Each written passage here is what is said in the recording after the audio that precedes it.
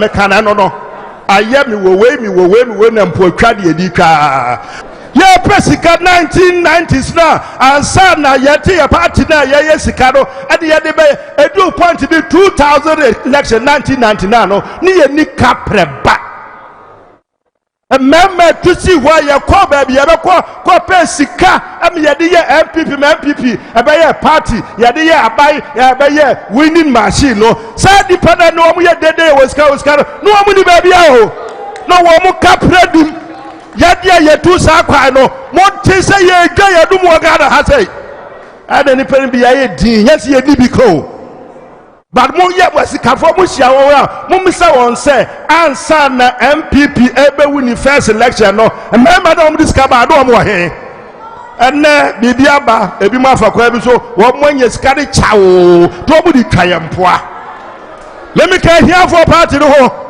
abronya party me ka ho Dr. Baumia woka ho ba pay that wo twabrofu bi okoshe mosa was say unfortunately some of us do not have the kind of money that is being splashed around just like the rest of you me to mo apio me ye note bi komo bi wapada kasa oni says can be mo says can be no one the only delegate no omo ye ni says can be mo sika no mo mfa party no a member moja and yade ye anase asokofo anezo na meda so nyina no ye nyina no anya sikasa wo ma sabi se ebi mo adibia ye enti mo ma yenso yenkwa dibi ye dibi na busubu nibi o ma no sikadie nkwa na aba sika o ma no mu sikadie nkwa na aba ne nanse ye kwaye election no Mobakaya, obi bibia wopenti ya brega na ha bre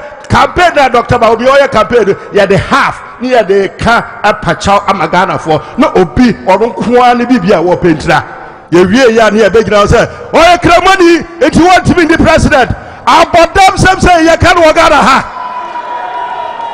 ya kan sebwa ha adasi amodimatra ha mfie aduodu nine na munim sabe kramani papa we mo hwe de o ma na ya yi no na Sunday program bi okoye no abrochire ye ne abrofo de betara ya muhu na mo hwe me ya me se bete brofo na me tie papa brofo wote abrofo mu na economics na wo ka dem se inna lillahi wa inna ilaihi raji'un ya fa papa we ya ma ya president wo Ghana ha ya ba bro top ya ka se ma na ni pantie arrogance ene de eduru ba bia eren ya duri Raging ha, mo say me two me nine ko single constituency akwa kachire obi say yanto aba ma candidate bi mu wuye mo amene mo tena da mu kura di mo say me flow obi say to aba ma particular candidate but ebinum de me din ko ye campaign wie ye no o mo wie ye no no ma konkran abronya no na agibo mi campaign ayere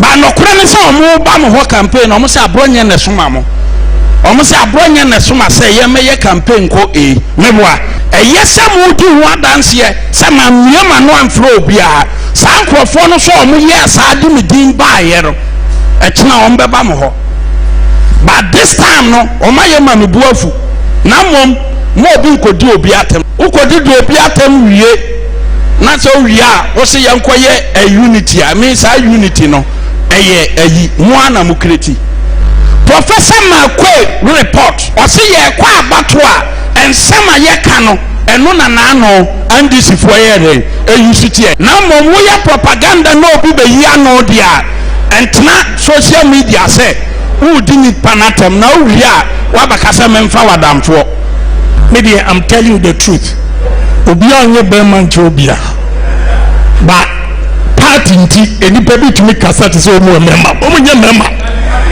a bad contribution see any sika wo to me bo ko sesre and they talk as if the whole world is for them. It's not for them. And yet like some of them cannot even speak the way they speak because ban feel kura wo fari ebi wo ya podcast ma wo mo am ba ro mbe tu no you see ya panukura mom yanka I will not respect you but may respond to anybody unless I can go show down. enipa bi akoma wosoro ekasa ye pe memo party mu dia nkomo ye ma minisa wo sika minsire sika mo ye fo promotion mu dibi kasa kokuguro so ye ne sika fo please who bondo number to ya talk anyhow who bondo number to ya talk anyhow kukuru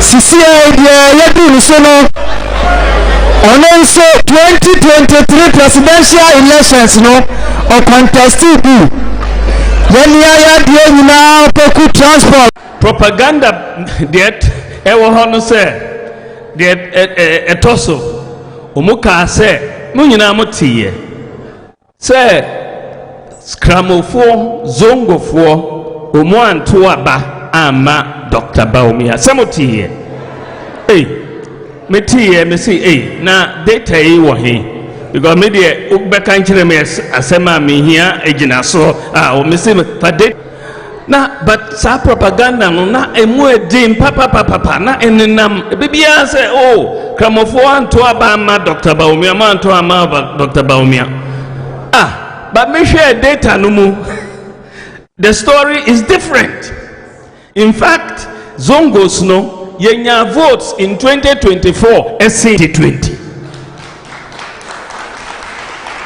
Nano presidential aspirant Bako Eko Jina Hoka say Dr. Bawumia Zongos no only one polling station and Owini the whole country. Samoti or say one the whole country. What is propaganda? Say the whole country Zongos Dr. Bawumia we need only one polling station. Ewo efutu ho baby. Missy yenhwe data imu emfambra abontin. Yenhwe data no sa presidential aspirant ni Zongo no ani Zongo me wini wo ho. Ni ani Zongo me wini wo ho. Now, Uba Ashantia, Ubehu said many of the Zongos, ye appear votes, even though you're winning many constituencies. But in terms of the votes, no, many Uba Fomenaha, Amadia SHS, ye we winning ho, SHS A, SHS B, Bekwai, Sawaba Fish Pond 1, Sawaba Fish Pond 2, Subin, Amadia Primary School, Amadia Primary School 2, Amadia Secondary School, so many polling stations. Mintimin Boning in Waha, but the data across the whole country, should I say, we did better in the Zongos in 2024 than in 2020. So, why are propaganda ewoho? Nipa ekasa without data because omo pese omo ye konkonsa enyasa konkonsa de unhia data odi to system no na enam na eko enyasa but odi wo konkonsa ba me ho a me ma na agina ho me the data no ebe confront you.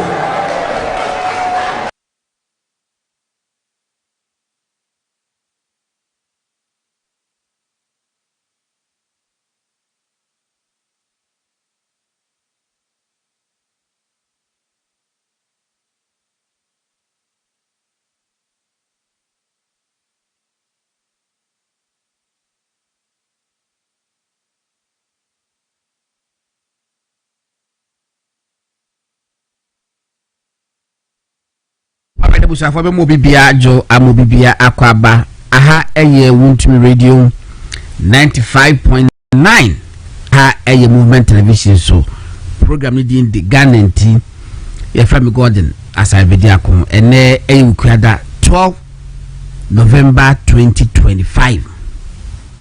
Unfortunately once again ene ababe Black Wednesday ama Ghana Black Wednesday. Yam say a dinosaur are playing tissues and the dinosaur Wednesday, sir.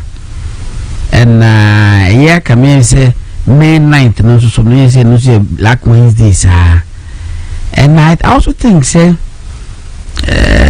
June 3rd show disaster na wa ba ha say atesi na so Wednesday ntino ye behwe say saa ne tia ya rehosem say abrantie ababawa na mpodi ese ema enu ensia 6 female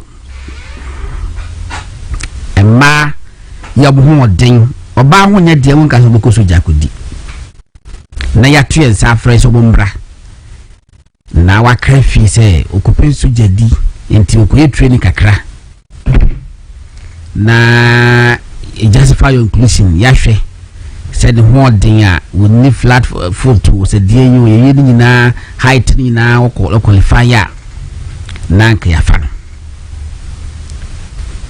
ebeti an says obi ewu in fact anopa no be 8 o'clock no eni nya nti asese bi ewu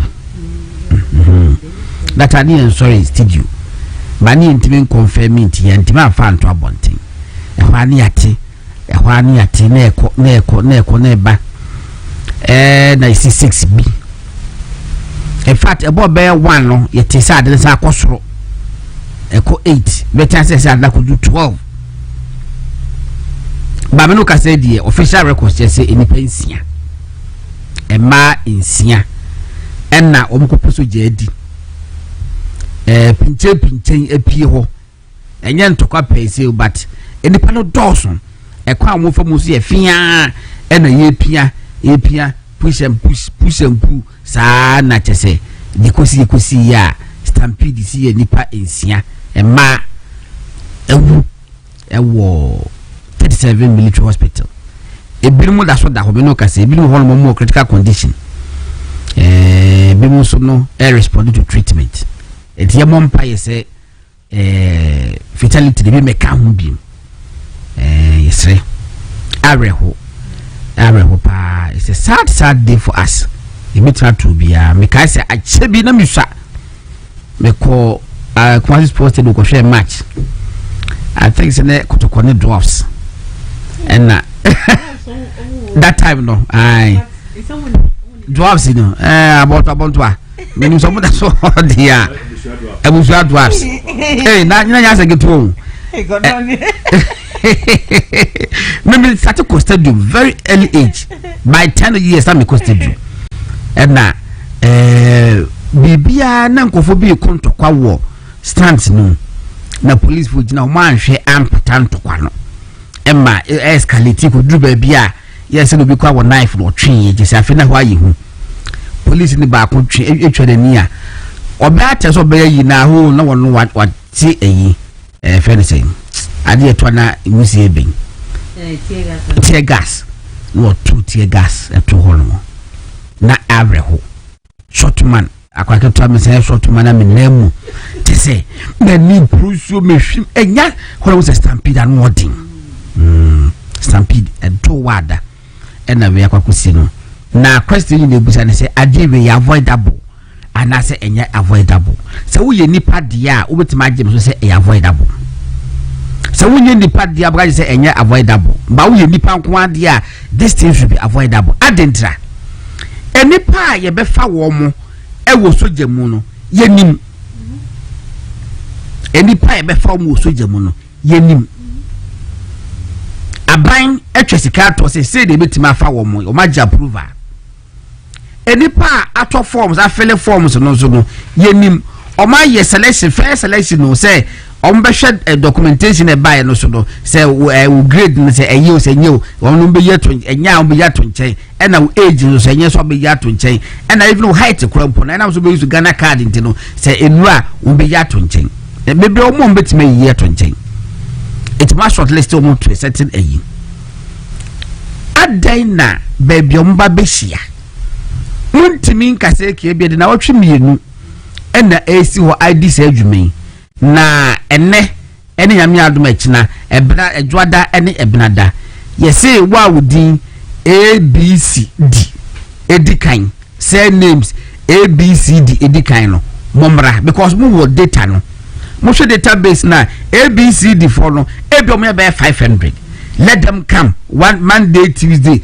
na omomra emeya de smooth kama no come baby na yankwa da bia crude method mom no munya begu holo mo ewu ya sei adin ara hu obi si su di dey opanyina ne se opeso de bako soja ni pakon so opeso ko soja enne opportunity aba wakowu ekonko akona ketu ponko bonu nku no na ka se yes me ko di soja era me ko wuye minim somebody committee so nti committee ba mu be surprise committee beba na committee ni ba e de ne beye. I think there should be common sensical to everybody. Say we have to find a way. Yeah, betima massa divi aye kama.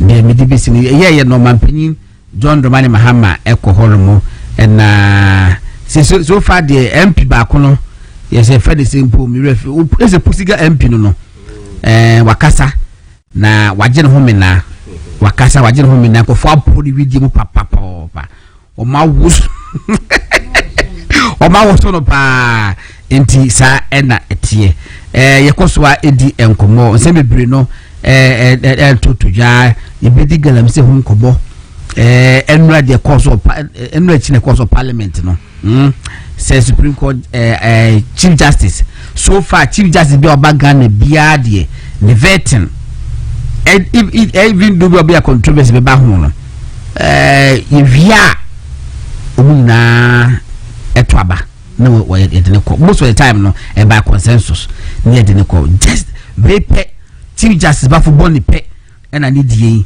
akwakoya asemu a e ba beye majority decision ko mbenya na ko bia aye but be bedroom dey I think say too late and chairman untumi echo court na asem no sa afeni ye ho krata asem de court dey but and the call ye say as a case management and ye case management ko ye and omode ayifo ni biya ba nipa 9 say adanse difo mbedi adanse ema aban no enye ekoko de ni we ye court 4 de ekoko de ye court 1 enti na mo se edipa 9 ene bedi adanse ama aban no enti no ye bejo mu witness statements ni na lafu ba hwemu na kama 27th of this month no ye besan akọ enti ne no bibi kese bia anse da ANC then by 27th no ena ye beko ena ehia no kakra na Supreme Court so na cheba wuntumi ne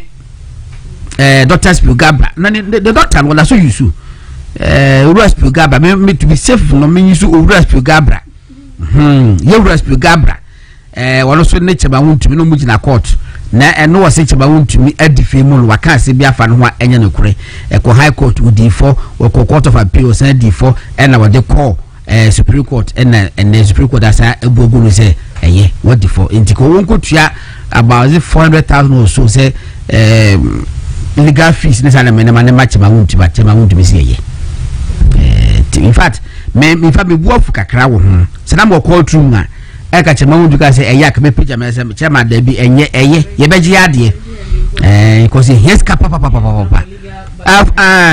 eti heska eti na de ekosi no mamode empire bakese support chema wuntu na ye damase kosa eba efutu amode banyina na ye damase directions amode ba ni nyina ese chema wuntu nya akwara me kwa mpolo sa asem se tumi ametu ho anamo enti de amode banyina no the rest asure say anamo tu bia chema wuntu mutu bia no mutu in fact yese se obi kwa aba no ka chese wo ye beifo na se da chema wuntu nya ne se enye se okukumu nipa wokuhwe moje mu na de bebe illegal dia ye beye wo da wo so ye sosra wo de fabra wo so ye sia fabra wo so ye de be ya enye hwe ba wo beti ya ni fie so aman so aboy a eke be pepa enti sa enetie ene ebedi nkomo kakra na ye de asore so are that saying wo ho ye adam boys wo fomu me adam me ho ye okay and I'm Freddy ntina I say we do. Sir, Freddy to say. Well, Minia. Adum experience. Yaba. Okay. Adum experience. Okay. And MPP internal matters and rising. say enchi be 31st of January na je se kwakoto aba no why Baumia again, why not Baumia again? It is other questions na e wo no ma me ko are ho issues in there na the best start. Okay. Ebechia yahwefo ni etifo ebo 8 a be fit TV akọ social media ebechia yahwefo na mechia constituency Bonkatama so amechia obia ewo na masanso echia a former second lady Mrs. Samuel Papebi incoming first lady Dr. Mahmoud Baumia Ukeni Papebi maybe will be a mammy Medinchia mu edu at the Emma will be as you said earlier and Dan Casano a Black Wednesday as a mother the funny say I can ma eka ho na me fi na me ma kra me so ma yesi eneyembra elwak na me ko na makako take part in exercise ne bi as a mother no o de umpa ebonya ne so oba na ekono yemfa no na on sign echinye den embre fi no fa asempa embra so as a mother you'll be looking forward to Obabeba back with a positive news only for you to be called to say you call ye nipa no edoso e ma nipa no ekobroso na apre no obi etia obaso ana say oba hu me anye den I mean stampede bi ye de cause na oba ye den akim. I'm putting myself in that situation. Say me back and I don't think impossible as at now no. It may be manaka bibi. Nabi. I come me back and me bampon crampon as a mother. Me say you know. Me say a dear ya na ba. And a dear ya tina. Everybody say Emma and I say in collab coca say I could ya the kaka cooking. And unfortunately it's no only na emba. Godon I just say me who say ya men can Nebema parents no yako. Nebema mo shedding. Nyama bi say no Obeka say minimanka mama me bana anye den da bida yende wuntimu hoda and there are things you never see say ebeden ebesi but ya maybe omo parent no bi ebe ma omo yako maka ni say we no as a state as omaino we need to begin to see things in a different way. We cannot continue to do the same thing over and over and over again. From the time I am binumyenity and say Ghana ha your recruitment a francofo or security service process we are no dabia say yakosa lie sukom de nkofo process say ya in obia ye den efim. It no is it that we don't learn from the previous years and we try to build on to do it better every year now. Some years back my need digitalization my way. Some years back now if I say peka na taxes many cars I dey ube to me inya na first kwala taxi mpunya mai enyampo mai first no na nyama bebre wo wa na ye no manually na mi adom nyama bebre ayeden asesa technology ayeden aba nyaba fu nyama kwan bebre so ayeden aba she sa process we into no say government ama clearance say nya wo kan ye no aban ni nipa dodo a Obeta farm, yes. Or appointing him say nipa 500 in a umbe farm. Pacho, even the process of allowing people to feel online over a people kwampo to be kwampo no a hono kwampo should be you have to start looking at because if you need about 1,000 people why will you allow about 20,000 15,000 entry about 1,000 pen now and make all of these people come to one venue for you to make or selection as people want to take out from them. It is time also we really have a critical look at the process into the service because some of these things are avoidable, especially in the times we find ourselves in. We are in 2025. On mind you see robots. On mind just say nyama be bride aba make nyama very easy. It's no what stops us as a nation. Say ye be share choir ye be to me the innovative choir ye be to me ashe to recruit these people into the security services. To me, I think these things are avoidable.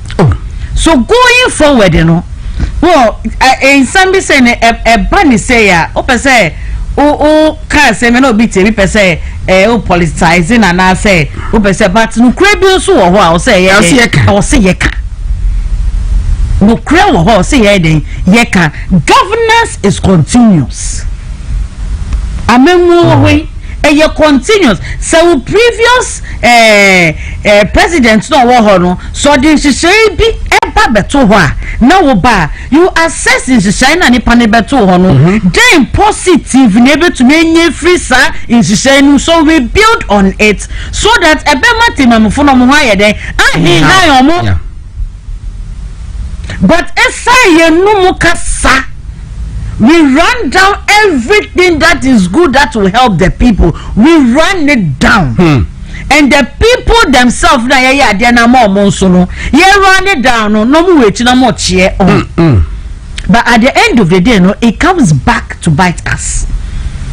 Because that digitalization your friend said Dr. Mahmoud Bawumia champion in the previous administration, they could have built on this and even used this for district recruitment. Send out to me to know who they now request a car, never for fee.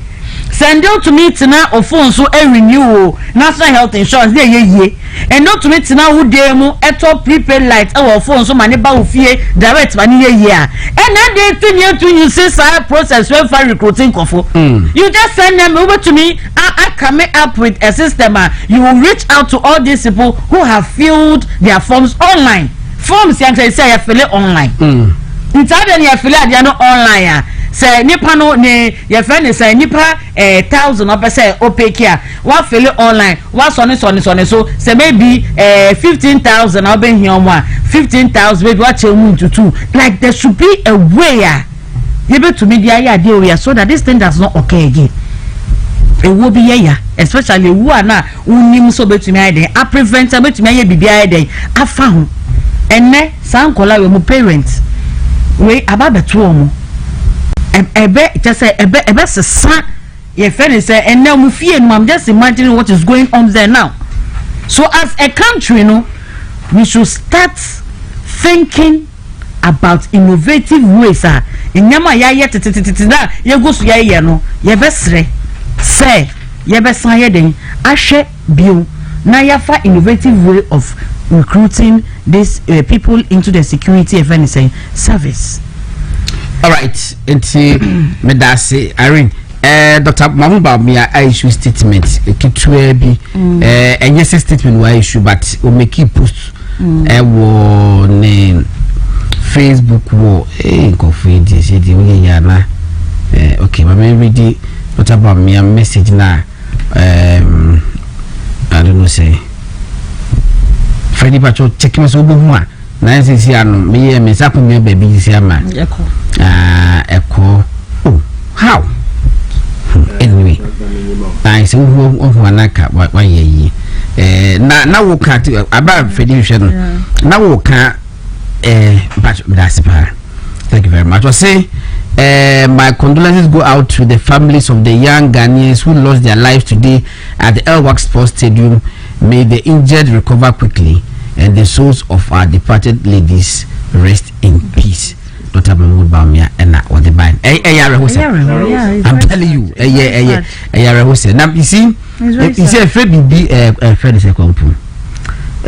So AI wo ho AI no say if I also AR augmented reality to the extent say e ka wuti win o so to atade but afi na wo be kwa kususu atade no ade aba no wo betima use sa app no asha atade no ahu say be fit wana answer even as I no order even the hair yeah utumi ye hwe we ne be si wenim ba bia wi ase aduro no in fact even with them akonya korampo no utumi de sa ade ne ye na you know asese konya na ma fitia manam a exercise na na wo mo de aba avoidable ewu Freddie King yankwen goro minia me medical nchia yahwefo ene yetefo na godo memfa we fidie so na dia me amchia me a mehukafo ohwe me osime mbo ne de Mrs Efia osime mbo ne de no kre si ade me am so ohwe me ofa ncha me we Mrs Efia safo papa bebi jero osebo mabo eja ni ono se me bo me ana mabo nti mama piasen what chance about the still remains that's a better city any be no bro said who ye die ne ho ne nyame adom no we bro ne ho ne say this year nya Black Wednesday second one na betusi in fact the first Black Wednesday nyina hwe helicopter ya above bodo and so ye nyame ase report na ba say sa helicopter ye de eja ekoyesa na monfo say eja MPP4 na yakoye bibi na yaka machine obusele na kufu na ko to 1969 bibi in the report adia no so ba ye no ye no fence helicopter no 2012 and a person Mahama eto no 2015 exactly and then you be use ya na mombato ti bodo and then na me de na report na ba I just say a weather na ma bibi ayesa na second Black Wednesday Mayowa bako 6 and menyanity as say nipa 17 they are into critical condition I just say maybe more than 18 exactly no adding you can so be critical but just adding or the owo and quentin but you be say who say na they are playing politics and then we are playing politics me be politics ni pusiga MP maame no ayamba ayi sa alandi maame na smo kan no ayamba ayi ladi maame no smo kan me be politics but me can brother substantive issue but I am one person I have always had a problem with recruitment processor in the service in Ghana here but when him say police and I say army and I say immigration fire service prison service about to me advert say here a 5,000 you know very well say nipa 5,000 will be here but at the end of the day no why must you allow the process to say obeying ko chesika non ko the cheat to come and register on the system and the system no so you register on the system they started to show say you qualify automatically maybe now you disqualify more our system as well and the money is not refundable have we asked ourselves say is it in fact and this is about almost some of the resetting agenda and I think this is one of the things we can propose to them. Well, we are part of nation building. We are in opposition, but it's our duty as an opposition party to prove some ideas. I believe we say today with technology that we have, and Obiwe payment, and the payment can even be done on the system. Exactly. Via mobile money, Telecel, MTN, Airtel, Tigo, even your bank card, you make on the system. Such a normal when you qualify to go to the next stage before you make payment. But when you they make payment, they disqualify them. No one disqualify me we are. Na said you call o say boka ko body selection. man from ba when I saw the crowd and they say also for being a free crusade and cuz nipa we no but they say e mbebu no a obi pedwuma ya me no enye dwuma mpo no mo payo no say soja nkasa won ene for mo even training na boko for the 6 months kra no say bebre jai bebre ko 1 week no mo jai ebi o ko susa mpo no kofi won to me nye but say bi o ngum ebi o hwe ne height a hwe ne body a o peso osom no man Ghana nti me come military ebi o so asabi o edwuma sama ya bibia wo no o se me kwakwa sha kakra nka me ne bi a wo wie SHS e fie de wo tum fa no university o peso ko shem as recruit na true sa we no salary kakra nka o be no their course university no so say ne man Ghana no so no me dey near to say stampede in there and I ask myself say this is so much avoidable. Yes, it is. Why do you tell me that Sani Panning in free a TV Bentini when you come and converge at Elwak? Even the rates of them coming from where they are coming from. No, but yes, I'm not regional. I'm not region based. No, make us a region based. Me, I prefer it to say you say you are bringing governors at the doorstep of the people. Yeah. This is something we can do it at the district level. Yeah, I agree with you. People don't need to move from Adan to Accra. Adan to Accra, and you're quite getting the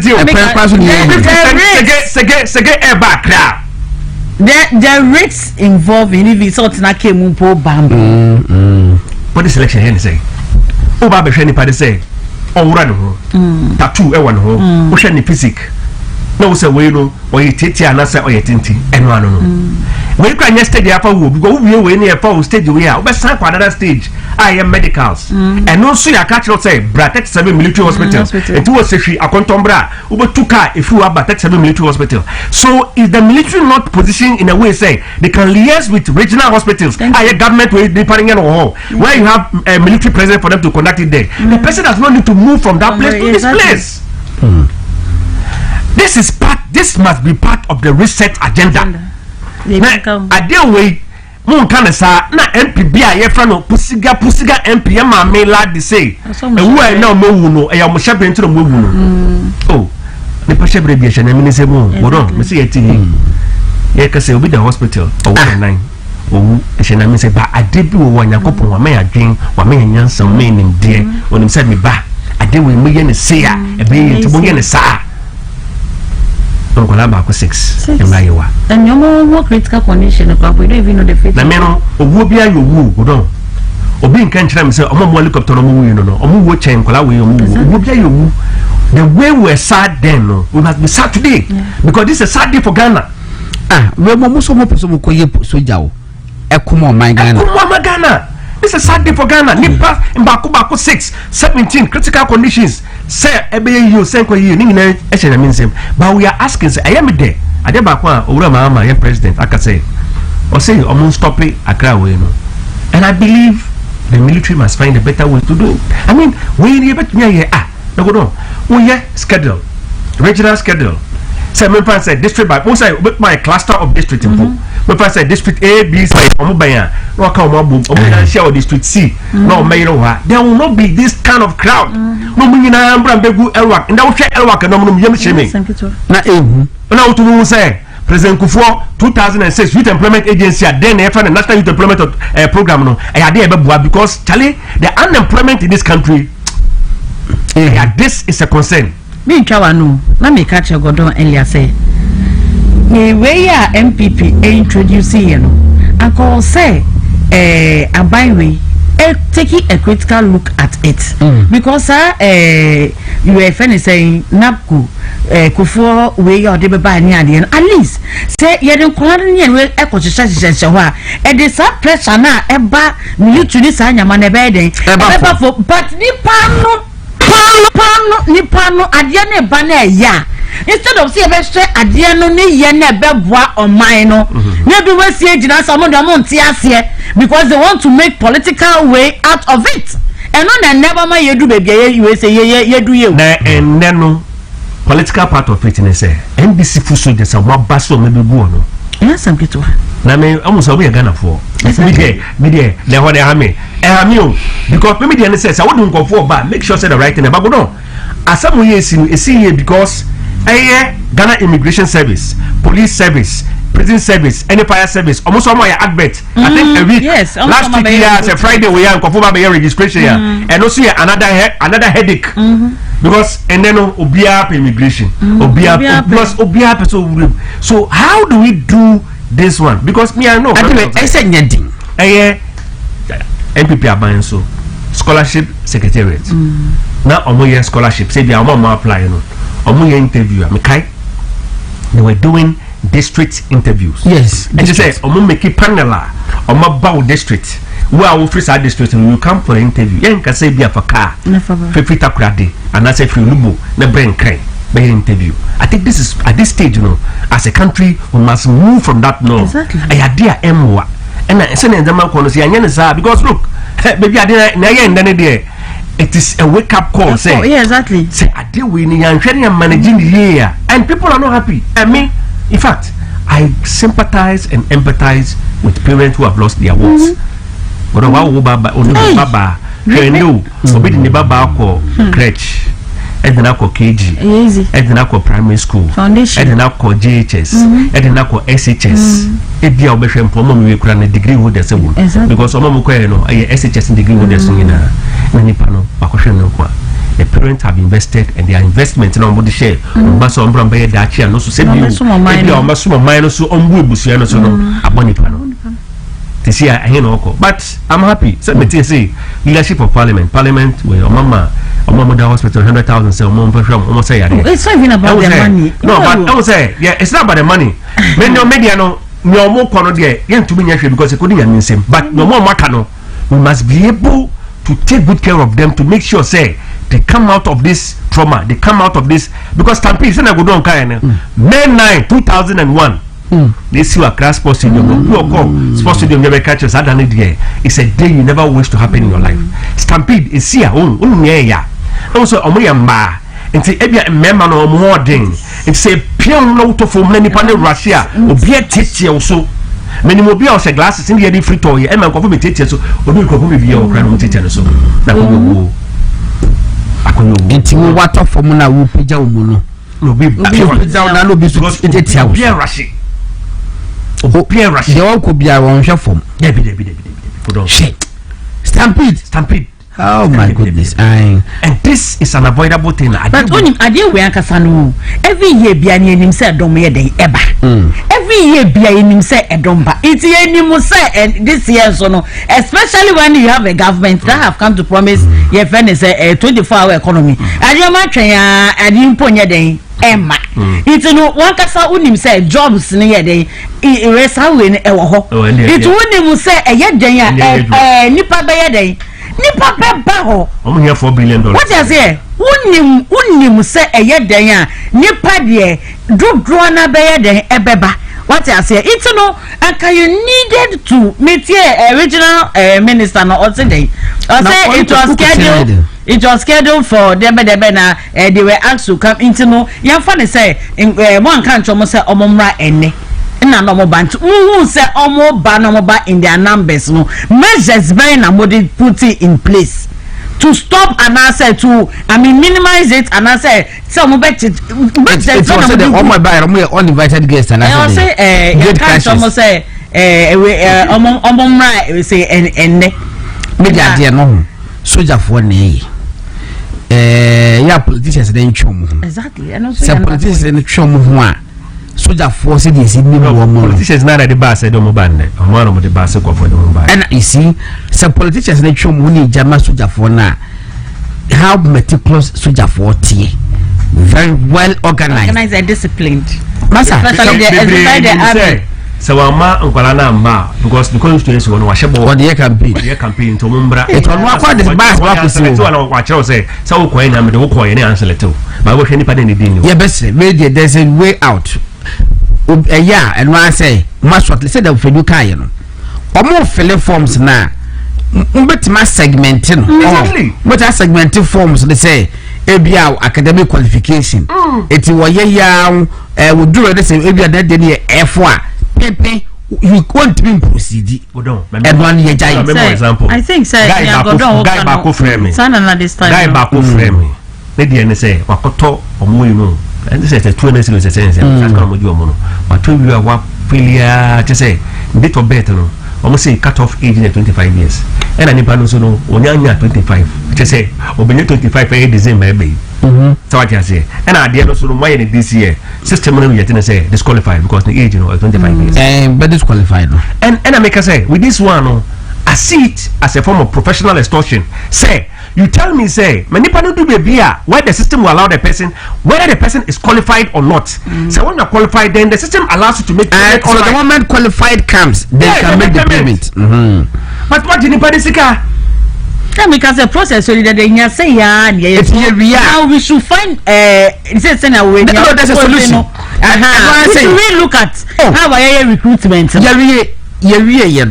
Yes, say you the 2 weeks and the body examination and your fee because after all we be for 20 year come to say by December 15th see you recruit soldier for assembly of my Ghana and to say the 2 weeks in the air if it must be done it must be done well. Exactly. Yes, see ABCD for omunim database to be say ABCD for 500 and baby venue no can accommodate any 500 well enough a ratio be akaba mass be ma ABCD na me anu bacha momra ye bia DEFGH most of ba sana ay kama manager ekofo musi ye ne bi stampede be be serious be ebusa se na ye den mo de musa ye ho say stampede ya ben if you say can say Ghana stampede si then ya soldier for young people are almost a common DA and the equation and akosi so ya wo ko bi man so a ye pa mo cha kura so messing for ye penfo emfataye enti bese mo menhwe na yenye na chocho heba industries limited omo wosuhum and omo di chocho soup and then chocho cream enti na chocho heba soup chocho heba cream and almost a chocho royal gel crampo hey almost a chocho hand and food cream. Oh, I said the product is not Dawson. And I must say chocho hair product. Irene, chocho hair product too. Me dasi pa. Me dasi. In the omu war, panda mat, palace ball, bachu na total splinters. And again, Tina. Everybody say.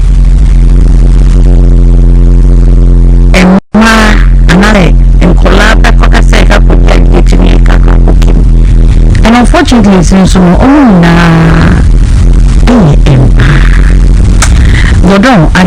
I just say, me who say your men come. Nebema parents yako. Nebema mushidi. Nyama be say no.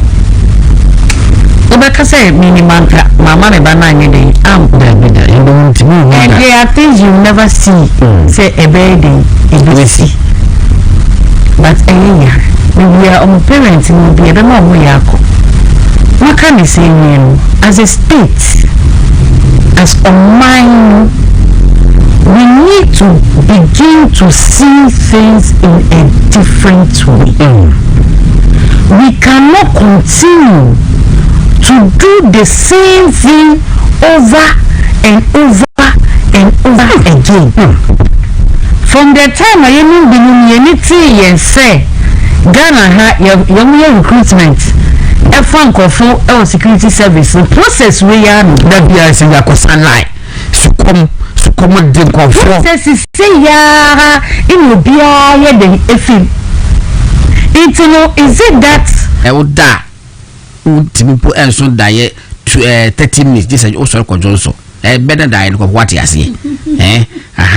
It's you know, and Mr. Passer, process enlargement in this Johnson ya tinted with brain nano. Young Koji Prosa Plus na intimate efa and what Yahomba Tabia Takum, a member in our Supreme Court judge no and Abano, a member in our Supreme Court judge and a Tabia Takum. What was about Cosa Magistrate Court, Circuit Court, Court of Appeal, meaning our quad word before. Namincha the Nedie, who favor Supreme Court judge and Casa and Aban, a fellow Tabia Takum, Tabia Takum, Bemebia a Takum Quadibi. Na Usunya Sama. What me edibenu o confidence na babu say chat when I represent the whole emema area say it make for edi ama back to the studio na be promotion bi say boya nya my but pekwens kakra to ho ne be promotion Christmas no ama bene kakra da kokuru mo 5000 2000 bebenti no wole pep kan sakra to se promo ni du so a ye bia na wotimi eja wotwe kakra bi na wotimi ediko. Next topics no ye minisi yanko notaba mian MPP matters are rising ho na pesi yanko si yanko galamse so si yanko Supreme Court judge those chief justice so dey na ye dey ekran ho asem no ene honorable Afenyo Makin echo is it TV or radio station? Radio no videos no audios benyame almache bebo na waka asem bia won want to work no do se na supokura hini no na MPP for mesre bim pa ye kan wo ha mesre bim oyonko da ne woda oyonko da ene woda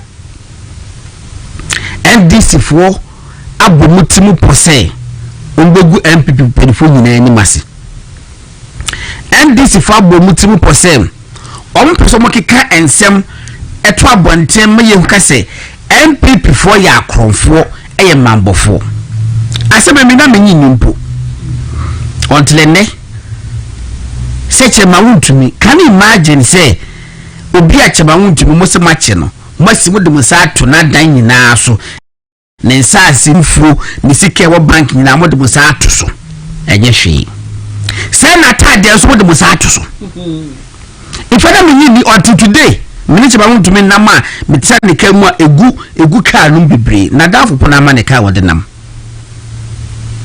chema wuntumi o ene na dafo ka eti kwa do se chema kwa drive kwa do se wo hwe no bi abubu ye bi afa betwi ka no ho because me ni wo bi betwi kwa ko first ka yin for puno be order ko spray na chema wuntumi captain bebre ba na se na mo so wo shen fefefe no and this aban agent ade ni na gu ho asesa ne mpabo nyina gu ho aden eto mo e se ko ba court a naked na captain kwa se wo se na fatal na fatanwa na eyo mo tan irritate wo his very existence irritates them. His very existence irritates the NDC and some people within the MPP. Nti bida se obi ntade ne ntade nyina ye abande sa atoso asesa ne mpabo be 50 pace edeko why ama chema akoto t-shirt and the wakwa no iba connection no. That's how they want to save you. And but t-shirt no so fatan more. Exactly. You man look very youthful. Yeah, very young. And then look tell me I'm like why very he looks very young. When I saw the videos today I was like he's looking very young. So the American say NDC for they are after MPP, not an individual within the party. They are after MPP. Province Edwin Obudai province former MD boss watu kwa ba NDC eba abemu waso wako Maputo Africa ya aba obodu airport wa immigration force there be ma wonko adanya yoko force udu halma yenchiw. Does it make sense? It doesn't in a democracy because matumo sa frɛ no se wombra na momabusebusa nano waba matototo nano man in the passport and ho man can't tell say match no. Then you do all these things and what a young crashism and all about for the market kasa was it a bread cheech ma won to me yoku was MPs me and Sebi was so share womana and was ni achiche man na mo kwa hemfa omo mo kofi and was ni achiche man mo kofi say ya wona sa mo reja chairman honorable Afenyo Makin say ensemu a MPs ne ka kire no parliament no na asefim just what time by 3 months 4 months die e wo haya kokudawuro interview general secretary of MPP Justin Kodua Frempong Kodua kana ha wo say ye chiche ma wudumi oyuko de ye ne yane say wonu wote penten kwase obabua am ye yi chema wudumi firi mu no MPP from penifo bi frɛ wɔ no Justin Kodua General Secretary of MPP sɛ adana wo ha wo ho saa na wo wura fi sɛ wo kɔ contest de chama wontumi an support na ɔno kwa ne nya ne sika e de wodi ne sika na wo bra wo ho saa yɛ den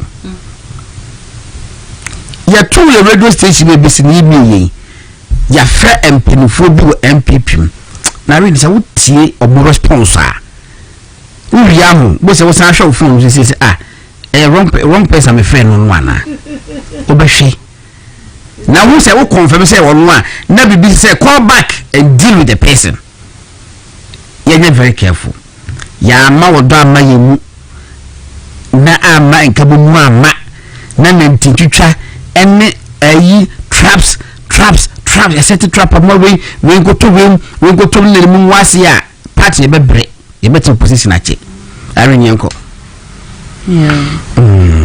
party sensem dey do baby a me personally no na me apa me because over the weekend na me ko to ade me woman bia o ma me nyado omo de bi ohun tie radio because of me do me de bia radio e dey me do ha pronounce costo na am say yes I say hey enti MPP fu na mo yesi mo di sika sa no na me so enti sa o say sa na ndisi fo no ye den and asem we asem bia matisa mo aka several times sa media trial na ndisi fo epeso mo ye no eye nhihye bia o ma hihya to ho som de pegu party no fu ena wo ka no Oma Bumutrim Pose, they will tag the party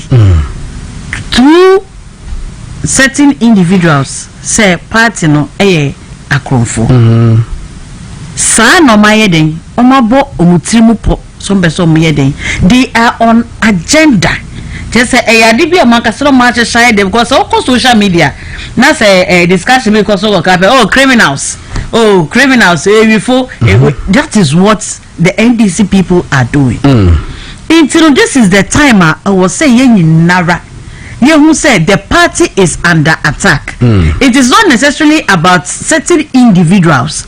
The party itself, it's under attack because that is what the NDC wants to use to bring the public. Somebody a pobi a tunkofu team just say Eddie Buffo. Ghana mfu say ya papa bediska ya nyehwe kofa just say ya mismanagement kofa diska kogu mu dem and gradually they are just say omo omo plan no and ye na ye MPP for no ya ma ho kwan all in the name of say onya ne sika one kwa no di ye me pa ucho and then make asema chobi say chairman we or your original chairman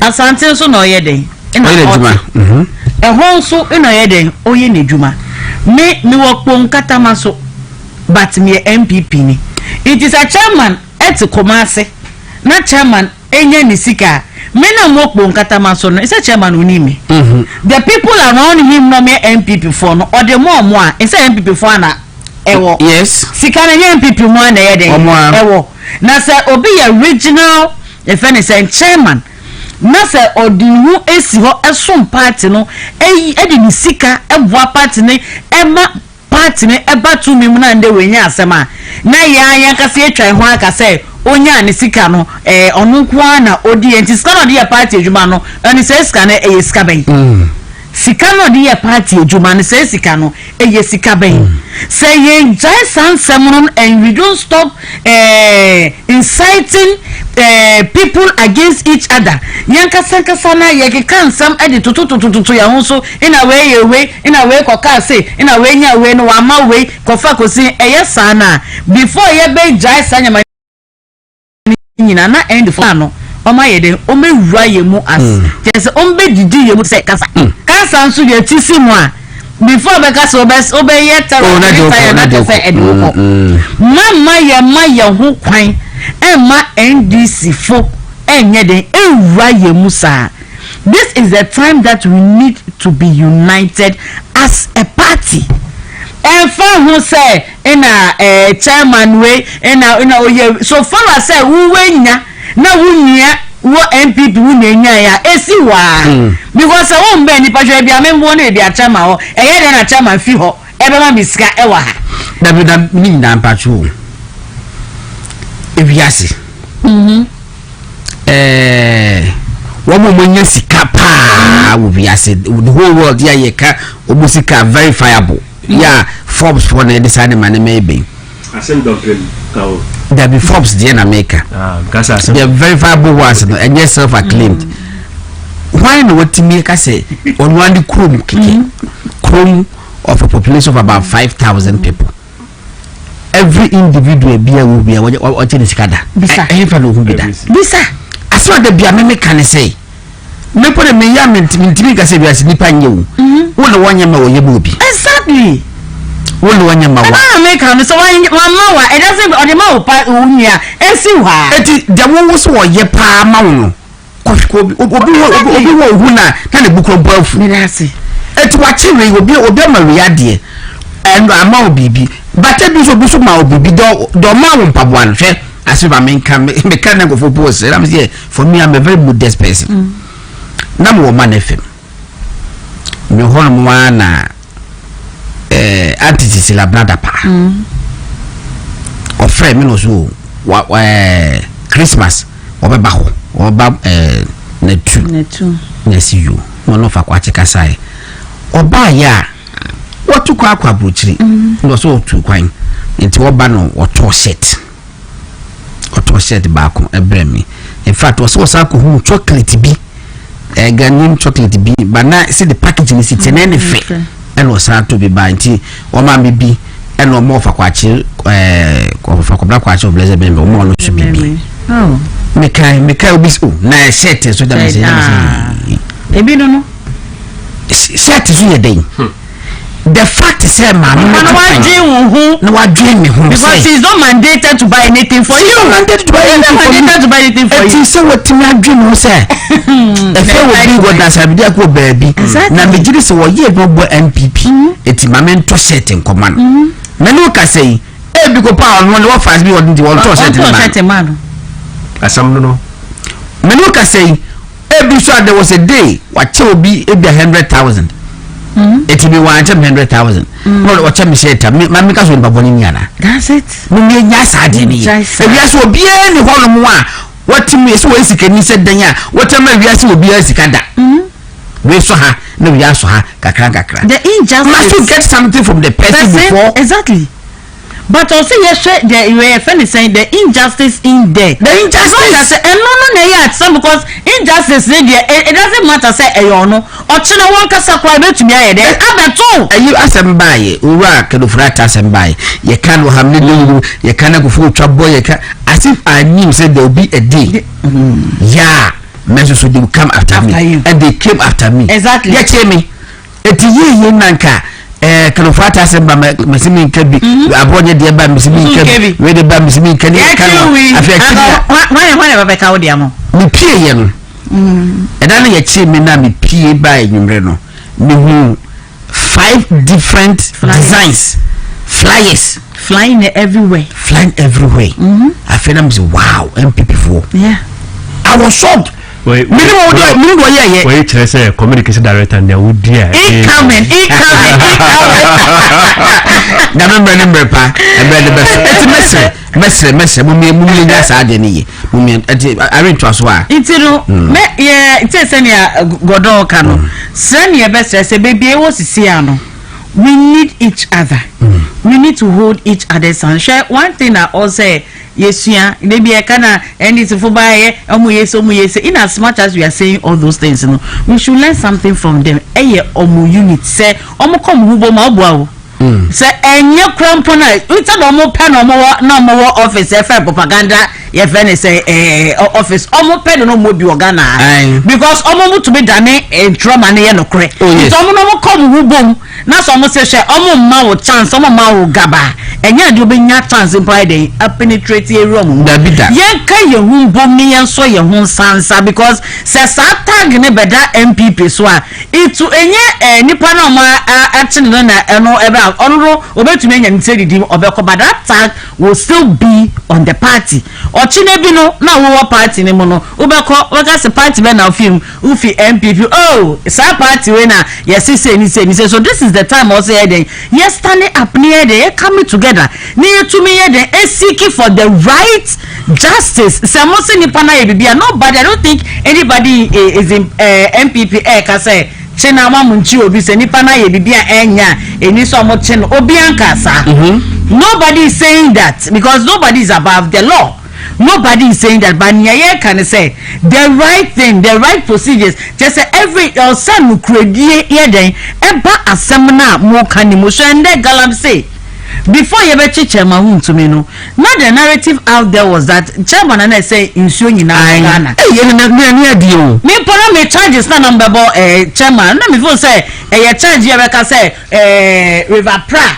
Ni activities them are with prior day serious because the kind of perception as a picture no more a painting you know say oh say hey ni activities na then I say in you and for the first time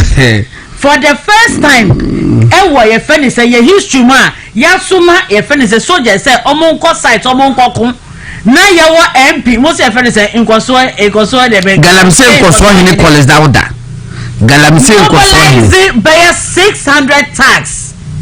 I'm surprised why everybody is quiet over this matter. These are serious issues that is going on in the country and galamse it is just a year worse just insurance say just say they've taken the law into their own hands. It's like you said, they are doing TikTok, their faces are everywhere. And some years back, some years back, they don't even have that courage.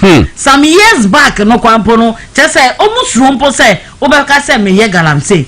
But today, she video na that no show what say. You have the army there, and you have the galam say yes here. What ya huma out just say ya draw line, oh ya bema cross the line and I'm oh yeah, Bema cross the line and I had Nabra. And you have a member can take Omako training. Omujina ho any yawa galam says omu cra almost some weapons so opa cross opo ya bema so ya bema ya fit na cross the line and Nabra. Where have we gotten away as a nation? It's in a person maybe men of God now some years back and they were criticizing and talking so much about Galam say Pamocho videos and I say we no omontiana. Don't they hear it? Check Galam say I see say chama to many ya chenepa Galam say ni so ni na any bad e beti wo Ghana. Akako say now Galam say is going on day in day out. Okay na ye friend say spokesperson or a friend say Felix Captain 78 we should bring a friend saying evidence that shows say it's only here say but these were the same people I didn't hear me yawa MP before and say when the opposition time on this for no opposition some of the ensem eba na ye MP for now we should know better no na ya so much same then na we are believing them over our own party people. And what have they done? 11 months. 24-hour economy. 24-hour economy no. Ewo hefa. In Koko getting me who said that no so my lunch. Myself some so ever be lunch. Because some Koko getting war. Hachu. I use the necessary for war. Land be home, motomo koye poultry farm be home. But yes, say president Sanso Babela. Omodi yibi go kititi bi a box mu and when he be John ye back on e dia mano. Na I see I dey real anyway. These people so this is the time I mean the MPP who have to share all the your friends and social we are here the buy and then I mean, everything is showing. Say all the way I the buy, there were things that Yanka, here. It will go a long way to help shape people's life, give people a friend saying opportunity, and also help people. And then how is it going to even be like? Yet before election, cocoa farmers 6,000 no, and one fact, but there's 6,000 here. Yeah, we also making sure say or making sure cocoa price no member cocoa farmers they do 6,000 no. And then look at what some more can and the one we friend is cathedral we fund Supreme Court adibe no we want some more almost a court no mo say sika yitua yina no legally paid as a well say and that's what court legally paid approved by parliament patro asabe na some okuja to okacha okuja to abla kwa no necessarily bia ne me saint mirror of lies it you know this is the time our MPP we need to come together ye besre ye nim say internal elections in some year den ewo ho ye nim say obia but please in some ye council no ye dream party ne da che ho more than your personal your friend is interest. I always say it here and I continue to say it. Nobody is bigger than the party. When the party was formed, some of us we were not there. The party is still living. So the party will live. So you tell you say party very powerful. It is bigger than any other person. It's yen susu and can sama ebema party na ye abre dachi. Na ye friend say yen ka ye humbom after prime minister no na ye de yen ko ye nim very important say baby wo sisi ano we will come together. Ni ye protect party ni image and end is for mo ye no. Before yan ka ye hu abo before they are done with us no. The party will oh yes, we will organize ourselves. I will have to end Martini Kano I was a crampo 818 okay Fredum Yankoi Odo Minia Beka Yangina Regina Cheva Chema want to me as some. Oh okay Odo Mbabe ready at debut your friend the Minerals and Mining Regulations Act 2012 LI 2182 na already sa LI na I mean about mining here regulation 34 and what say it is impressed upon the holder of a mining lease just say it is impressed upon the holder of a mining lease to appoint a manager to be in charge of the mining site. Okay. But then I will read, you know. Minerals and Mining Regulations. Okay. 2012 LI 2182. Okay. Regulation 34. Or say it is impressed upon the holder of a mining lease, and you can hold that you say owner. Why you would it is impressed upon you to appoint a manager to be in charge of the mining site. Now you call regulation 35 same LI 2182 now. Or say the manager of the mine shall control the workings of the mine and is responsible for the enforcement of these regulations in relation to the mine. Sa 35 now you say the manager of the mine is responsible for everything operations, health, safety and environmental controls and management on the site. It's very deep. Or say the manager of the site, and I say the manager of the mine. One can say the owner. Or say the manager of the mine is responsible for everything operations, health, safety and environmental controls and management on the site. And I will call regulation 40 now. Or say where the regulations require the performance of a function or impose a duty in relation to work in a mine and does not specify the person to perform the functions of that duty, the manager is responsible for the discharge of that function. Hold on. Maybe they say, oh, chairman, wabre, but chairman, you make yeah, of course. You see, I want to mimitie a manager no. I was saying no see our play bargain and say that can witness when any problem. But you see, I'm asking myself say this is what the minerals it say everything operational no, in terms of bibia moya was associated no, you are the one held responsible. It's dominant ayine the aging on only case or the bano. Me, I'm saying this case is moot and Columbia. That case, I am telling you, say, if you have to go by this mineral, because Nipana or in charge or munye bibia operation wise no. What to me in free assembly because assembly workano the act or the LI does not implicate the owner of the land and the owner of the mine or say everything relies on the manager. Who is the manager? Is chairman or mean to me the lease owner or the manager? There is a manager, but today you have used the manager against the lease owner. Think you say you are coming to have a case, but don't. Coca-Cola ni malt ni original mega oh I really what be original mega na jamu ba say we must be able to educate ourselves in this country. There are rules and regulations, there are law. The law is the law. If it's political persecution, as is clearly because near so in so ubatekiri ana tadi awo shampoo untobwa ya jini na sebia and the chairman of all chairman and say that that for come not here na me say ade no say me say umu na me say wechiri bibia ubedi nkonim. But you see, we must learn a lot from this. As a party, we must support ourselves. You see, the envy, the hatred, the sheer greed and all those things, you know, obi cracked in the chair and say, the chairman to me, a day and a while, Breben we be a TV station, we be a radio stations. Look, the chairman we have one to me in Takoradi, we have one to me in Accra, we have one to me in Kumasi, and Omugina be a call.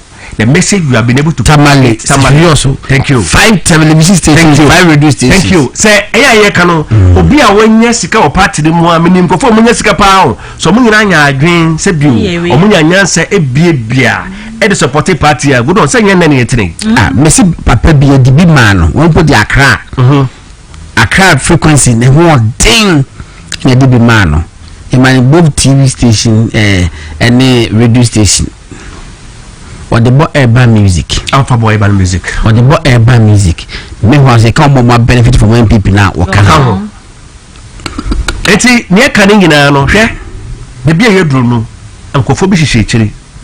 Their wish, especially with this internal election here, by being 31st January, because of Chairman to meet Sima or supporting His Excellency Baumiano. Obi Philly said, "What we must be taken out of the scene. He must be subdued. He must be reduced. He must be cleared." Any idea? Emma, Omutumi ma so for biska crash and come say, Chairman made him 15 years. Omuna NC may have said Yamika sa and then nipa wadbia with the travel de bua idea obibi. But you see, we must be able to love ourselves as politicians from the same political party and be in a free hand. Because they be dream. Last week ye make a cry. Last week, Chama Kukumasi, no Kukumas or crammy. Meaning now Jano Quaga Crass and walk. Now, was the idea of contesting as national chairman of the party? Nay, you don't know. And to Kusia party in penny for away from the constituency Biaba Kukusia home. It was someone nice, Casam a buy. No, there's almost out to the Japadini now. So now, should wear a resourceful person.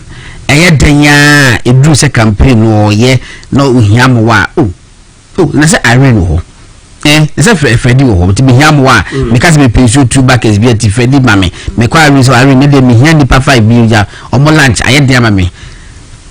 And now make a career. Chabawun to make a career no Mudia. The working day now a buying station about Irene and my way of found Cratabra. Never saw by Freddy ho and now we found Cratabra. Yes. That is the level of envy. That's the height of hatred. When people go shower moon, this will be a film. Akoka say wabo sa two companies say now why the name for the Yambo be okolma on betimi dia boa. Yes. When you can say state is shaka more for more tax e nyina na. Yes. Ya ho na say ho na do bafa. Now for one man, I won't be surprised. Say, I won't be surprised. moje no a abobo ya wo e betima rent bi nya hwe Bagono ne kan no I am saying say adewe enema ebi bebi a ebinim omotwem ho free party because they don't want to spend their money. You see, it's encouraging. Say chairman say oboko national chairman is a party person. He qualifies. Why a regional chairman from constituency? He's going to the region. And no person by national. Or regional also say do two substitute to man. Or say me by national. That is an intent, a declaration of an intent. Yes. So bar or no strategy or no the campaign team and make my win election. We know some people in this party here. In fact, sorry to say they were nobody, but in there no through rising through the way no maybe somebody. But unknown pono maybe of free ban he is somebody there already. If you look at chairman, a constituent, a regional chairman holding a region with the highest number of constituencies in the whole of Ghana. And the region that gives highest number of 47 constituencies. Region made up 47 constituencies. What did it 3 times? And you can see, and managing 47 constituencies. Any joke. Any joke. Any grow. And we know say Ashanti region a year party nankasano nakuma. When a party in Nigeria, and you know if anything turns against the party in the region as a mercy. But why you mount? The party here, the Bia Obey na wa won de betumi aye na me adom na obetumi aye obeye nkan nyina bejina na me da nyansa ne nim de na me da ma no obeyo na nkan nyina bejina ba ka say oh chairman why ya de say wo de I didn't tell what time papa no because who feel say be we just can say one saying are we here to compete to be who is the richest in this party? Exactly. It's all about say who be hwehwe many constituencies bebree wa omo MPs no kra no they may not have the financial capabilities until we share omo constituent no they bypass the MP and come to the regional level omo ina nim say okochema hu to be one by virtue of his share. Look at his caliber. Want to build some kind of solid relationship with the past president. Nanado. Chema want to be to look na ko for was nana ye me ko for your way say that is who the man is. By bet and you say bia nipa no na ho brase nia o say obi anhwe bia obi anhwe say chema want to me say manimbra because of na waye in the region and the people he has been able to help. But in Asamaba me I will never sit here and defend obi bia oko 8 years na ye twem no. Said you scafana say odesika that one the law must take its course, but I will always say until proven guilty by a court of competent jurisdiction sa social media ni media prosecution and yin ne nko for no sa special prosecutor na what na office one for the so many years I have spent over 500 million Ghana cedis on him all prosecuted by bakumpo no make I am Mustafa Hamid, former NPA. Who say what of 54 charges? 54 charges. Who go Mustafa Hamid here back up? Who say there? They be or say I have amended this charge. Amended the charge, and it come back to extortion. Now, how do you understand extortion? Chim, how do you understand? How do you even go and criminalize extortion in the law court? Say, what is your evidence? Chile say ebi anipa no. Na me pass that good on me good on yetike. Let's say be na de bi enam.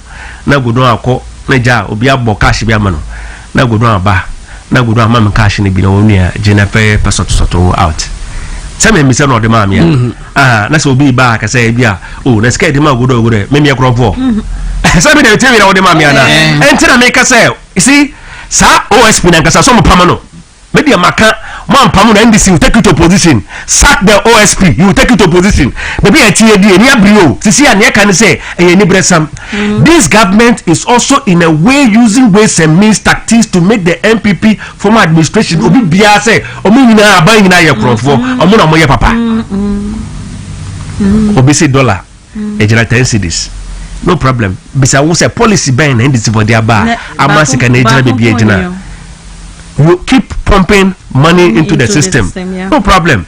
Now, how sustainable is this? Yeah, yeah, can say Puboshi. Urana, yeah, can say Puboshi.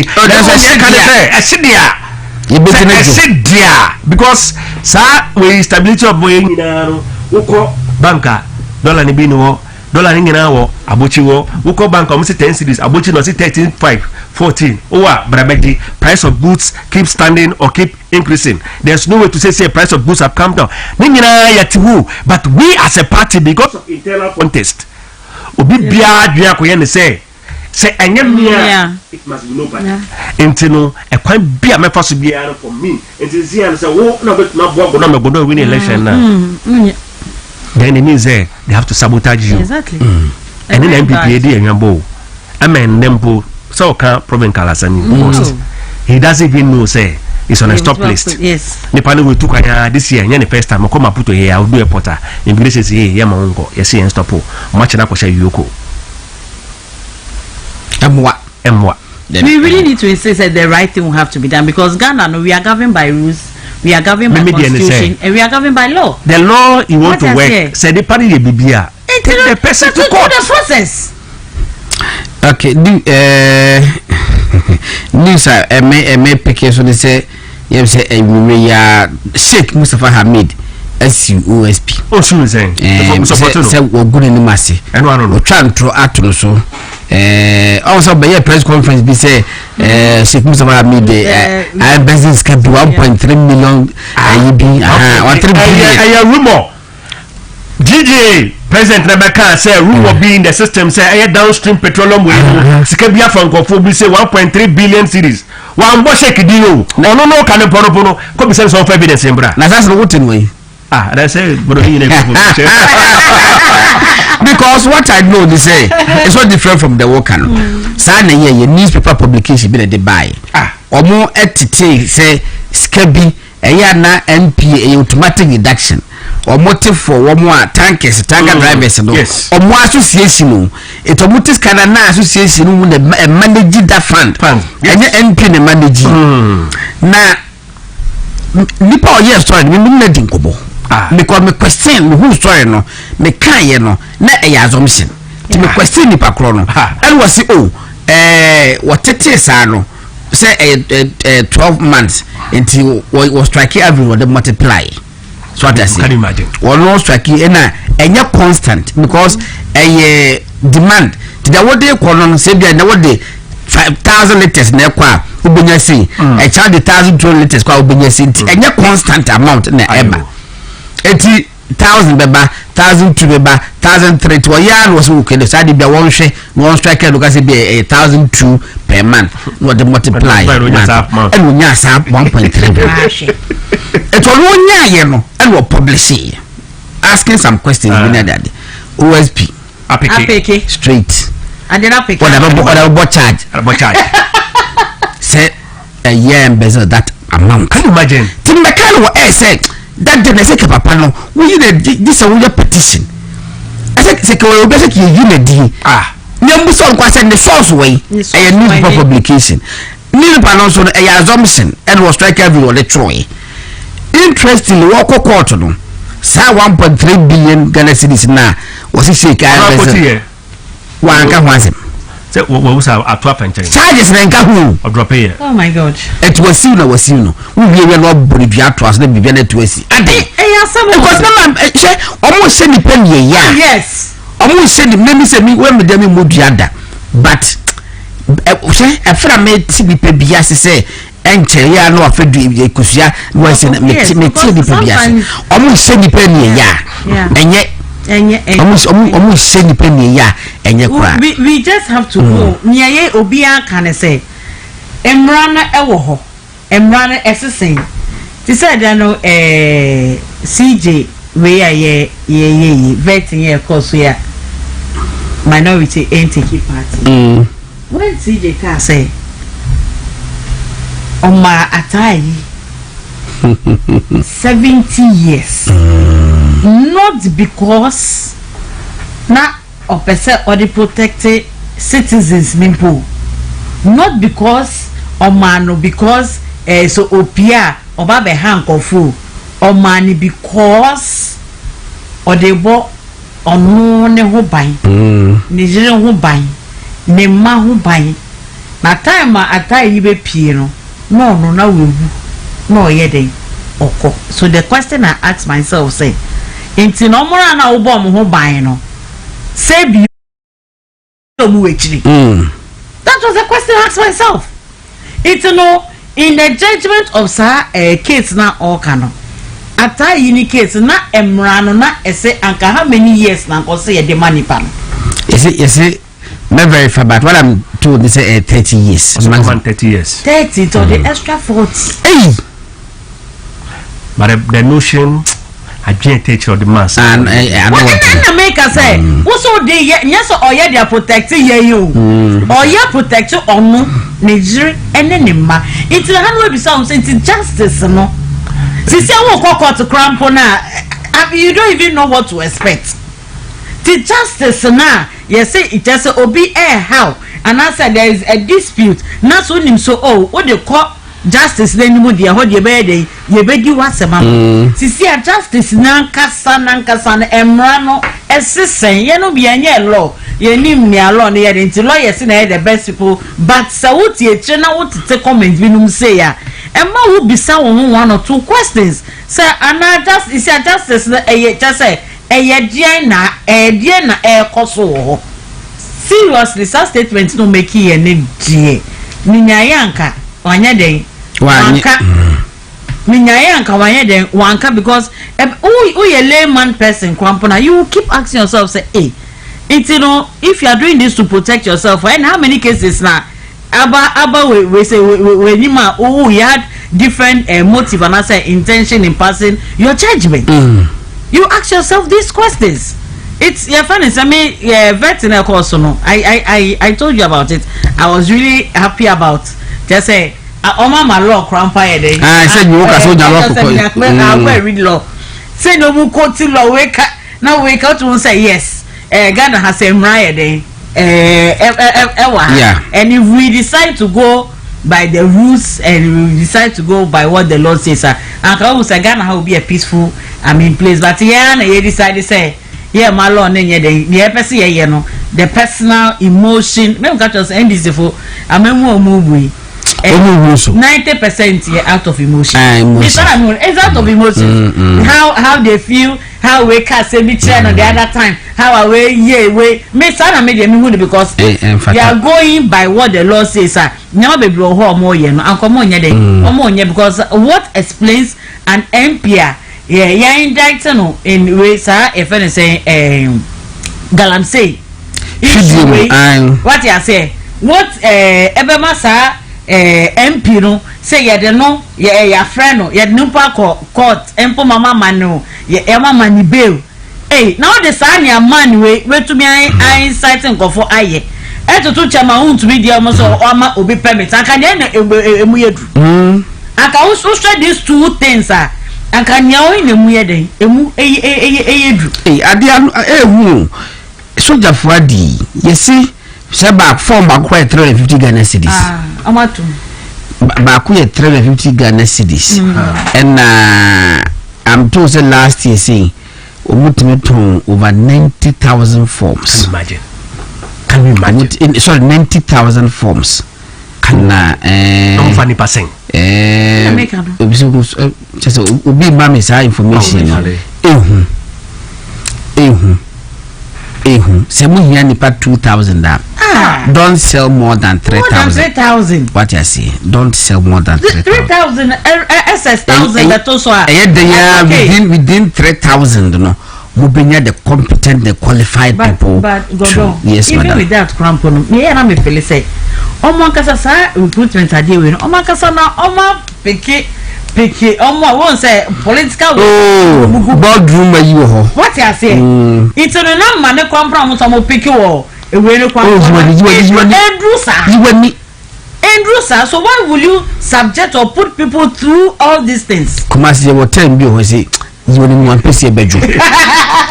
Freddy, why bar me 5 minutes here pon. Hey, good on. Question where there why bar me the more deal. Sao. Good on why bar me there oh say a more there. Yes. But you see good on and I November 12. Right. Yeah. It means enche baby November na yako December. Na yako January. So far no His Excellency the former Vice President Maumia wako I think about say this is the 7th region our year to see because all the Bono regions Bono East Afo oko Western or oko Western region no besin ko wuti and say Obota region until this is the 7th region Oguso Bona Pro say nkomo ko din na simple okwa na nkomo no funny and fantastically enough is he doesn't discuss any personality. Exactly. It's all about what he can do for police station executives, what he can do for all executives, what he can do for all party members, what he can do for the whole Ghana. Ghana as a country, the vision. Say, Namia Duma, Obey flag bearer, and I say, oh, we need 2028, Namia Duma shall as we need so. Now, Nobey Odeabua or my Ghana. And Yamubi no will believe in the man Baumia Odon is a matter of principle. I will say, baby, you don't know. We are not just looking for a flag bearer. In the NDC, they are not happy. NDC and Kasa Omuko Kukuma, they are not happy. The NDC know they've been there before. Until I deal with Babesini and Yade for and what they want to do is to avoid this thing to happen because when you say here, they will lose power. When say the year 2000, no said Rollins, it will be our own Kobio. Rollins had no option than to step down after 8 years. No, the Atanos Ebaye. Mills was a new candidate. Like, he was a vice president, but he was a new candidate to represent on the ticket. For the, then NPP and so Yako 96. Say 96 delegate, you know, or more than 98. Yeah, 96 delegate, you know, they knew the mistake they made by changing the Dubois. Because say, hey, do a changing idea 96 idea. No money for 96 day, but said you president go vote to 39%. But me, I'm crossing 40. When the delegates stood their grounds, no, Papa didn't call 96, no, they signed the Nebeko 98. Nobody didn't call 98. Which we won the election. And so if you look at the deficit, we had 96. When we came to 2000, we were able to close all those ranks. And to say, people feel like, say, Baumia as vice president, first timer on the ballot paper, as presidential candidate, he lost the election with over 1.something million votes. So when you're 41%, any news, a seat be believed. But how we are able to rebrand and then come for, look, Mahama, His Excellency, the president today, or your president, he was president from July 2012 to December. I had or somebody president from January 2013 to January 2017. And election 2016, what happened? He lost 44%. A certain president, what for 4 years and 6 months. He lost with 44%. Nanka and government can say, hey, Papa, we. Obi a watena so wait 6 months I was be 4 years there nanka yakọ and election I lose say there over 1.something million votes. But the NDC in their wisdom and something that will always tap the NDC at their back. They were very smart to rebrand the man. Rebranding is very key in politics. And rebranding, the unfortunate thing for them is at that time that we were Ronaldo after obeying the first time. Ghana answered, "We do first time. Yeah, another time we do first time so the more there." But here is the case we are going to an election whereby the NDC have no other option than to present a new candidate. Then here can say, His Excellency Baumia, as vice president, he has been able to redefine the role of a vice president in Ghana here. You can attest to the fact, say, Ora Ekwankensaka, Ora Atamils, Ora Aliu Muhammad the late, Ora a friend say John Muhammad Nankasa, Ora Pakwesi Emisata. All of them were vice president in this country. Even the current vice president, His Excellency Nano Pokwajiman, none of them has been able, because when you go to Article 8, the Article 8 of the 1992 Constitution tells you, hey, vice, only will be a ubu.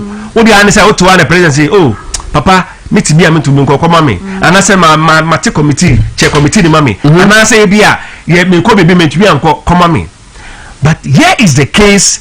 His Excellency, the former vice president, came in the scene and then raised the bar and showed, say, as vice president, this and this and this are the things I can do. And through the fantastic leadership of the president who gave him the opportunity, the man was able to deliver. In that year, zipline, people know what zipline is doing in this country.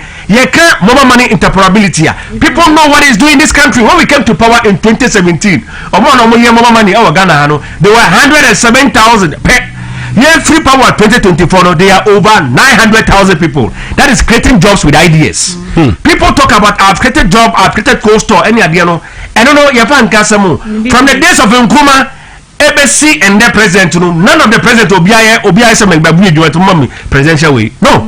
You don't need to be a creator of jobs and I say what be a factory and as I say president. It is about what you can do, your leadership qualities, your ability, what you have in mind, and what you can do for your country, your competence. That is what we are talking about. It's hearing no. All the 5 people omudi henia ebe but I have for there ebe di BH. The person who has been on the ballot paper so far, the most popular person apart from the president we have in Ghana here, no. Even today, there are places you go, you ask who is the vice president, they will mention to you Baumia, because people don't even know we have an existing vice president in this country. Now, Kaka end this for a month here because they have made her an automatic ceremonial head. Yeah, they say, oh, no, yeah, me what's in car. Prof and the crown points as a Macy Watson. Mention Dante, said president, what the state in the back of Anno. From that, we are Mammy, we are Batayo, and by the presidents in the Diaba. Oh, it may say, I can't maybe say, is he? May just say, you're about me, you may deal with D at the Abua party, and he stood in. Obisi Obadabe and say Kasam. He has stood in for the party, he has always been there for the party. Yeah. Yeah, and say, Budo had Nakobako and ye too. And you know, and a Ghana for Peno. Yeah, MPP for you, sue any buying, any idea be there, Amwa, and a member acquire baby a war, Yajatum, Yabo position. We need to come back, reflect, sober reflection. Let's go into this context. You really we are 31st January, 1st February, and boom. We need to give this NDC government a toughest opposition. What I'm telling you, Sanko friend more. I say I'm more position more say. Na kendo banya a black one or can any day. Say is here or can any day. And then with the Ghana here Mecca. Almost swim for the basa. We don't go for no. Ya swim basa. I'm Yanko. That's it. 2 minutes. Grounds to say campaign. Say. As a contest, you cannot. Onto ma we nyama ni do enko tum e ma on feel so maybe back book transfer and cry for you be o ka so yo mo wa fewie Debbie e won say grounds but we are still working hard. Mesre delegates, Mesre MPP for yes ye osi ohenefo Mesre ye ho anadwuwe say baby a party na do. It's all about the party. It's all about Nipa Obetumi Ajitumi Ama party. We are not only looking for a leader for the party, but we are looking for a leader Obetumi Ajitumi 2028 at the Ama party. As it stands now, Nipa Nenim Akwa ballot paper so. Ewo Ghana ha in the last election. Ye kayo mwa Dr. Mahmoud Baumia yeden eka ho. Na sa ballot paper we no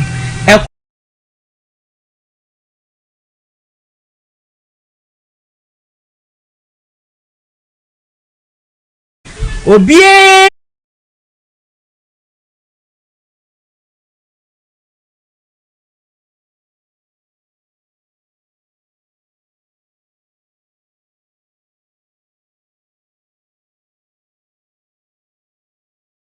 Nkwana say business nkwa as one kasa nipa na kasa no, you need to be consistent in life about certain so that people will take you serious. If you are not a consistent person, people don't take you serious. People will treat you as in how you present yourself to them. It's in the real politics more. Consistency is key. It's in we are presenting the party to the Ghanaian people. We need to be seen as serious people. Ye very consistent adiana ye de ma obono ye kase wo mujidie because me daria brown na no na ndem me ba no me ka to sade na me brown na no na enya e hono e red flag en wan no e hono unya jidie mpo e den e wo mi mu mpo ebiu because mi wo jidie wade ni mu nti no enu nti na masan so de aba se adiana na no me de brown na wan to no me se enu an na ebe boa nti me san de sade na ye den e bre wo se hwe na to. It's in a Mesre delegate. Say baby I do no. We need to be consistent. And see you're consistent and so near the Dr. Mahmoud Baumia in a yes consistent because you had now called it that now called Ghana for aka kosre omu. Ya so Sunday na co na ye aka kosre Ghana for say omu shayin. No mo hwe nipa ya de bro mo na ano no se ono an ne so ya sane ye den ye pese ye de ne ba no mo to ne so aba nti mesre delegate mesre ye ho yento abane ma Dr. Mahmoud Bawumia na yentumi enji 2 minutes 2028 Emma MPP order number 3 ewo ballot paper ne so 31st January yakwa no mistake order number 3 odu hu 3 ne pa hu se Dr. Mahmoud Bawumia ne picture da ho kama na yenhwe na den yento abane ma Dr. Mahmoud Bawumia for the future of the MPP. I'm getting you sir MPP na branch is Mad Lion. You see actually. Me say yeah sana me ti. O fidim o ahafo fidim. Say one na passenger for coffee mrante ne mabawa ne bi no. Oh. Enti me hwehwe matese yesi yache no. Me I don't know say be our ma information be I don't want to speculate. I don't want to speculate, but I'm hoping coming here. You need to be as na sorry so. But you better be nyame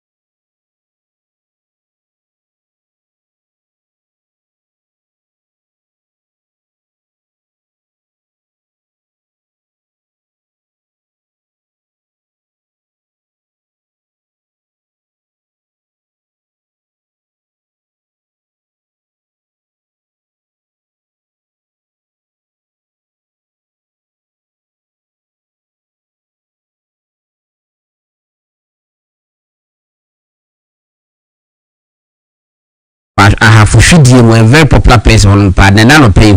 Yes, what I'm quite so air quajuma na soldier for member Mutibindi and or Mutisi Holmuaja and Nanwa Colizada Galamsin Koswahini Emma or Moko to say 9 was for opening for Sono and there was a somewhat Koshenamakochi and Kofo. Na he was also caught in the action until no I have Fidium Mad Lion. Bebe will be any baby as I was here for so here for Nagopo and Kahu na you say after baby ice cream you did so coffee kama ama bonibia and to I have to be kind and ne and you may Emma eating como and na Freddy Judo so Beka ye home Dodona friend Freddy King. I'm not my channel privacy. I will cook the programs of movement in the morning. Tama to me catch will be as what I say. My modern Bible and supporting na a buyer. It does like a sebema, Krizu Kweku, me producer, Adungo, and Akalan GH, Master Rikina Billy, Master Ebi Muninaso, Yadamasi, Yamiaduma Echna, Ibisha. Good night.